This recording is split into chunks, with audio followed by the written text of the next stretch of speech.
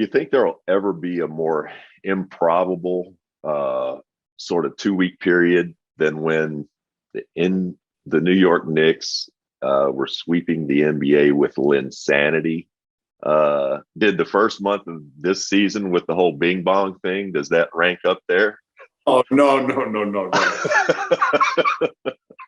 The Linsanity thing, Rex, people ask me like, what's the best game you did? What's the most, your favorite call?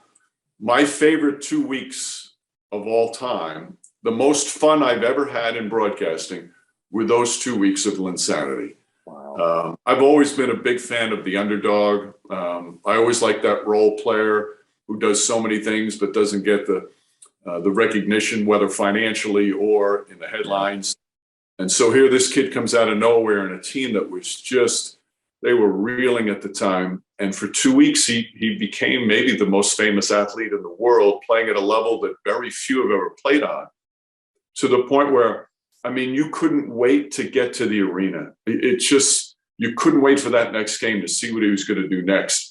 And I've never described NBA players as giddy, but his teammates watching this, they were giddy.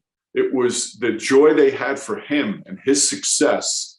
And it wasn't just because he turned the team around, but it was the way he handled it and the way he played for those 2 weeks under enormous pressure, because all of a sudden he had the biggest spotlight on him. It was just so much fun. And it's interesting. He's talked long about that experience, and he feels a lot of it he didn't handle the right way because he wasn't ready for something like that. Yeah. Those 2-3 weeks, and people think it lasted months. No, it was not that long. It was as fun as I've ever had as a broadcaster. Amazing. I was drafted by Charlotte in the late '80s, and at the time there was no team. They had drafted two guys in the expansion draft, Muggsy Bogue and Del Curry. And when I showed up at part of the first day, Del was standing out there with a broken arm with his wife Sonia and baby Stefan to help me move into my place. So I go way back with those guys, and I wanted to preface that by saying, preface that first. Was there ever a moment like Steph the other night breaking the 3-pointer that stopped the game at MSG for like 10 minutes? Can you think of another time? No. I mean, the only celebrations that go like that is when, teams make it to the finals for the first time, or teams win the title for the first time in a long time.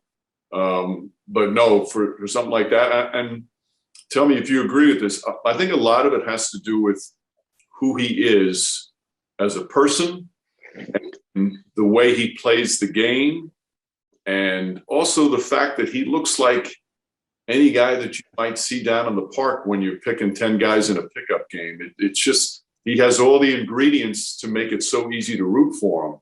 And I think that played a big part of it. And the fact that he's changed the game dramatically with what he's been able to do. Top 5 most relatable athlete of all time. I mean, or top 5, maybe the way he's put together to handle all of it.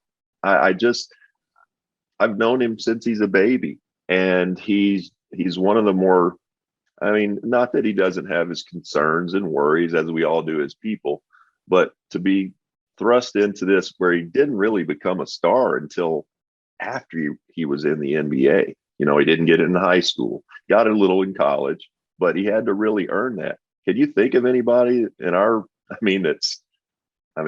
probably are, but he's awfully well put together mentally, isn't he, Mike?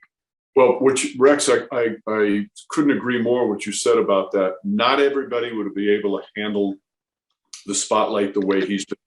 But, back in the day when you played, when his dad played, there was a spotlight, but it's nothing like today. Yeah. And he's kept his humility. He's kept his faith. He's such a family man, both with his parents and with his own kids and his wife. How he keeps it all together is amazing. And I think and he'll tell you the secret for his career is that the work ethic is off the charts. I mean, he's got a God-given skill, but it's how much work he's put in. And he says he hates his summers often because the work is so hard. But that allows him, as you know as well as anybody, when you get out into the game, that allows you the comfort, know that you prepared in every possible way for whatever's going to happen that night on the court. But his ability to deal with all of this emotionally and mentally and still perform at that high level and still not have any slip-ups off the court and who he is as a man is so impressive.